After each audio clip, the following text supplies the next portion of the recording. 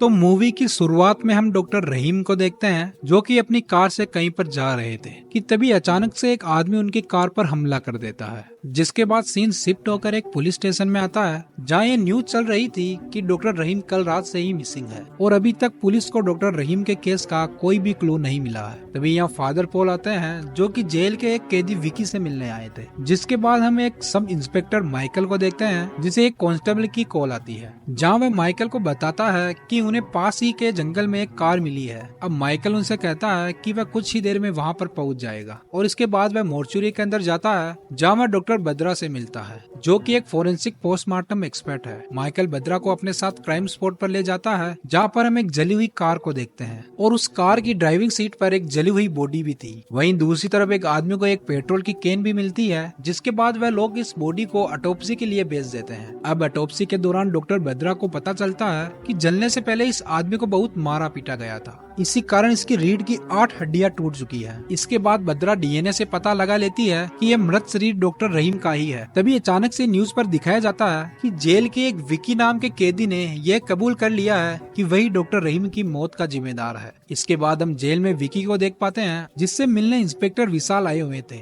और विशाल को यहाँ डॉक्टर रहीम का स्केच बना हुआ दिखाई देता है। जिसके बाद वो विकी को डॉक्टर रहीम के बारे में पूछता है लेकिन विकी उससे इसके बारे में उन्हें खुद पता करने के लिए कहता है। वही दूसरी तरफ डॉक्टर रहीम के पिता कमिश्नर से जाकर मिलते हैं ताकि वो किलर को जल्दी से पकड़ पाए। अब सीन शिफ्ट होकर बद्रा और उसकी बेटी दिया पर आता है जहाँ वह दोनों ही सी साइड पर एंजॉय कर रहे होते हैं कि तभी विशाल यहाँ आता है और बद्रा से डॉक्टर रहीम के केस पर काम करने के लिए रिक्वेस्ट करता है। जिसके अगले ही दिन से रहीम के केस पर इन्वेस्टिगेशन स्टार्ट हो जाती है। अब विशाल विकी से किलर के बारे में पूछताछ करता है क्योंकि वो जानता था कि विकी ने डॉक्टर रहीम को नहीं मारा है क्योंकि वो उस टाइम जेल में ही बंद था। जिसके बाद वो उसे एक एंजल नाम की लड़की की फोटो दिखाता है जिसे देखकर विकी काफी इमोशनल हो जाता है। अब इंटरोगेशन खत्म होने के बाद बद्रा विशाल से इस एंजल के बारे में पता करने के लिए कहती है। अब अगले दिन विकी को वो एक चर्च में ले जाते हैं जहाँ विकी एंजल की कब्र के आगे बैठकर रोने लगता है जिसे देखकर हम समझ पाते हैं कि एंजल की मौत हो चुकी थी। अब फादर यहाँ विशाल और बद्रा को विकी और एंजल की स्टोरी बताते हैं जहाँ उन्हें पता चलता है कि फादर को आज से कई साल पहले अपने चर्च के आगे एक न्यू बोर्न बच्ची मिली थी जिसे कोई यहाँ पर छोड़कर चला गया था। इसके बाद उन्होंने ही उस लड़की को पाल पोस कर बड़ा किया था और उसका नाम एंजल रख दिया। अब एक दिन एंजल फादर से अपने पिता के बारे में पूछती है जिस पर फादर उसे कहते हैं कि लॉर्ड क्राइस्ट ही तुम्हारे पिता है। इसके बाद सीन शिफ्ट होता है और हम एंजल को देखते हैं जो कि बड़ी हो गई थी और वो लॉर्ड क्राइस्ट के सामने प्रे कर रही थी कि उसकी लाइफ में उसे प्यार करने वाला कोई इंसान मिल जाए। और ठीक उसी समय इसी चर्च में काम करने वाला लड़का विकी आता है और उसे कहता है कि तुम्हारी विश पूरी जरूर होगी। इसके बाद उन दोनों के बीच प्यार भी हो जाता है और फादर पॉल भी इस बात से खुश थे। जिसके कुछ दिनों बाद ही उनकी रजामंदी से उन्होंने दोनों की शादी करवा दी। इसके बाद एंजल और विकी चेन्नई शिफ्ट हो गए और इसके बाद से ही उन्होंने विकी और एंजल को नहीं देखा था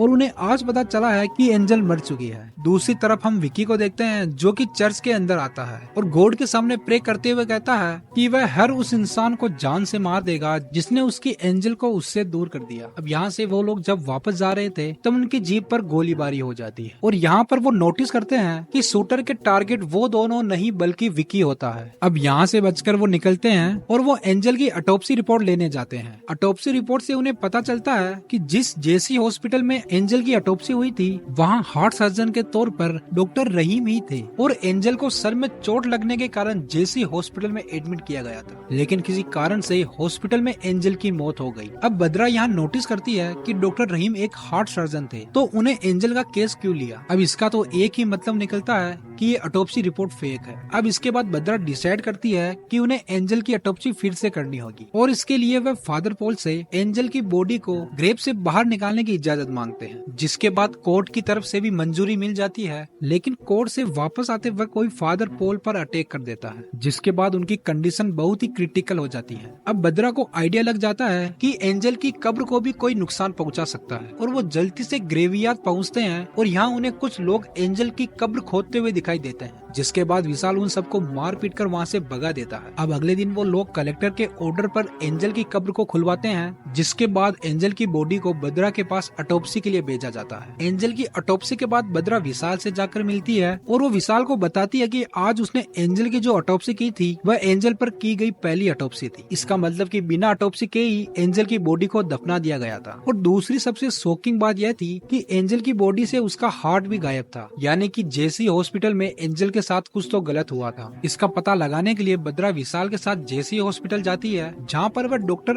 अब्राहम एबल का नाम देखती है। इसके बाद वह लोग उस डॉक्टर के घर जाते हैं और बद्रा डॉक्टर से उनके हॉस्पिटल में हुए एंजल केस के बारे में पूछने लगती है। अब बातों बातों में डॉक्टर एबल बोल देते हैं कि तुम लोगों को क्या लगता है कि इतने फेमस हॉस्पिटल में डॉक्टर ऑर्गन ट्रेडिंग करेंगे। लेकिन मजेदार बात यह थी कि उन लोगों ने अभी तक एक भी बार एंजल के हार्ट मिसिंग या ऑर्गन ट्रेडिंग की कोई भी बात नहीं करी थी। इसका मतलब साफ था कि डॉक्टर एबल भी एंजल की डेथ के जिम्मेदार थे और उन्हें कुछ ऐसी बात जरूर पता थी जो कि उन दोनों की इस केस में मदद कर सकती थी। अब बद्रा और विशाल डॉक्टर एबल से बात करके वापस जाने लगते हैं कि तभी बद्रा को याद आता है कि वे अपना फोन ऊपर भूल गई है और वो अपना फोन लेकर वापस भी आ जाती है। इसके बाद अचानक से उन्हें ऊपर से गोली चलने की आवाज आती है। अब जैसे ही वो लोग ऊपर जाते हैं तो वो देखते हैं कि डॉक्टर एबल को किसी ने मार दिया है और एक आदमी को वहाँ से भागता हुआ भी देखते हैं। जिसके बाद वो लोग उसका पीछा करते हैं, लेकिन वह लोग उसे पकड़ नहीं पाते। जिसके बाद हमें किलर का चेहरा दिखाया जाता है और हम देखते हैं कि यह कोई और नहीं बल्कि बद्रा के साथ काम करने वाला कली था। अब अगले दिन कमिश्नर विशाल को ये केस जल्दी से खत्म करने के लिए बोलते हैं, नहीं तो ये केस सीबीआई को ट्रांसफर कर दिया जाएगा। अब इसके बाद वो फिर से विकी से पूछताछ करता है तो वो उसे किसी मनी नाम के आदमी का नाम बताता है। जिसके बाद बद्रा विकी से बात कर रही होती है और वो उससे ये पूछती है कि उसका नेक्स्ट टारगेट कौन होने वाला है। जिस पर विकी कहता है कि वह आदमी जिसके सीने में एंजल का दिल धड़क रहा है। अब इसके बाद विशाल अपनी टीम के साथ मनी को पकड़ लाता है, जिसके बाद वो लोग उससे पूछताछ करने लग जाते हैं। अब यहाँ मनी से विकी की बैक स्टोरी पता चलती है और वो बताता है कि कुछ साल पहले विकी एंजल के साथ जेसी हॉस्पिटल में आया था, क्योंकि एंजल 9 मंथ्स प्रेग्नेंट थी और हॉस्पिटल से वापस आते वक्त मनी और उसके फ्रेंड ने अपनी बाइक से एंजल के गले की चेन छीन ली थी और इसके दौरान एंजल का एक्सीडेंट हो गया था और वह पेट के बल गिर गई थी। जिसके बाद विकी मनी और उसके दोस्त को पकड़ने के लिए उनके पीछे भागा, जिससे मनी का साथी भागते हुए एक ट्रक के नीचे आकर मारा गया, लेकिन मनी बचकर निकल जाता है। अब इसके बाद बद्रा विशाल से कहती है कि अब तक पुलिस को लगता है कि एंजल की मौत का बदला लेने के लिए विकी मर्डर किया जा रहा था और वह लोग अपना फोकस अभी तक विकी पर लगाए हुए हैं। लेकिन फादर पॉल पर उनका ध्यान गया ही नहीं, क्योंकि एंजल उनकी बेटी की तरह थी और ये पॉसिबल है कि वही इन क्राइम्स को अंजाम दे रहे हो। अब इसके बाद हमें कली की स्टोरी फ्लैशबैक में दिखाई जाती है,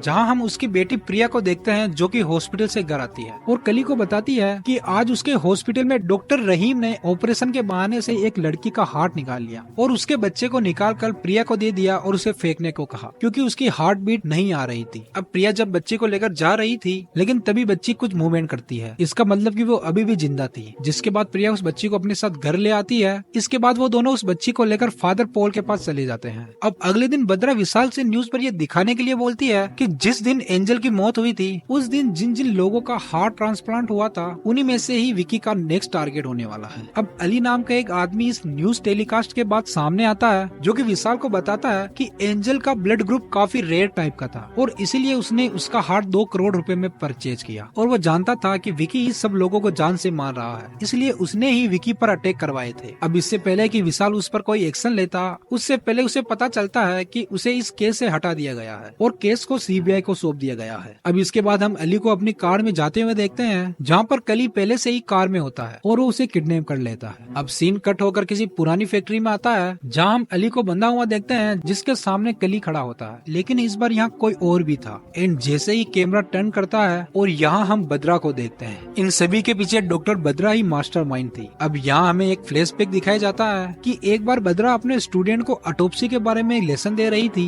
जहाँ उसे एंजल की ऑटोप्सी फाइल दिखाई देती है, जिसे देखकर वो शॉक हो जाती है और वो कली को बताती है कि एंजल से वह कुछ महीनों पहले ही बस में मिली थी, जहाँ वे दोनों बातों बातों में ही अच्छे दोस्त बन गए थे। जिसके बाद एंजल ने बद्रा को अपना लॉकेट दिखाया था, जिसमें एक तरफ एंजल और विकी के फोटो साथ में थी और दूसरी तरफ की जगह खाली थी, जिस पर वो बताती है कि यहाँ वो अपने होने वाले बच्चे की फोटो लगाएगी। जिसके बाद एंजल रास्ते में ही उतर जाती है, लेकिन उसका लॉकेट वो बस में ही भूल जाती है। अब ये सुनते ही कली उसे सारी बात बता देता है और बताता है कि एंजल की बेटी अभी भी जिंदा है और वो उसी के पास है। जिसके बाद बद्रा बच्ची को अपने पास रख लेती है और उसे पाल पोस कर बड़ा करती है। अब इसके बाद फादर पॉल और बद्रा काली के साथ मिलकर एंजल के सभी कातिल को सजा देने का डिसाइड करते हैं। इसके लिए उन्हें मेडिकल रिकॉर्ड की जरूरत होती है जो कि प्रिया ही हॉस्पिटल से ला सकती थी। अब प्रिया डॉक्टर रहीम के रूम में रिकॉर्ड्स को एक पेन ड्राइव में कॉपी कर रही होती है कि तभी रहीम वहाँ आ जाता है और प्रिया के ऊपर एसिड अटैक कर देता है। इसके बाद हॉस्पिटल में प्रिया से मिलने बद्रा आती है, जब प्रिया उसे उन सभी लोगों का नाम बता देती है जो कि एंजल की मौत के लिए जिम्मेदार थे। अब प्रिया की इस हालत को देखकर बद्रा बहुत ही गिल्ट महसूस करती है क्योंकि उसके कहने पर ही प्रिया वहाँ गई थी और उसकी हालत की जिम्मेदार वह खुद को समझने लगती है। ऐसे में बद्रा डिसाइड करती है कि वो इन तीनों को अपने तरीके से सजा देगी। इसके बाद वो कली के साथ मिलकर इन तीनों का मर्डर प्लान करती है, जिसके बाद ये डॉक्टर रहीम को जलाकर मार देते हैं और एक ऐसे आदमी के फिंगरप्रिंट छोड़ देते हैं जो कि कई साल पहले ही मर चुका होता है। अब इसके बाद जब बद्रा विशाल के साथ डॉक्टर एबल के घर जाती है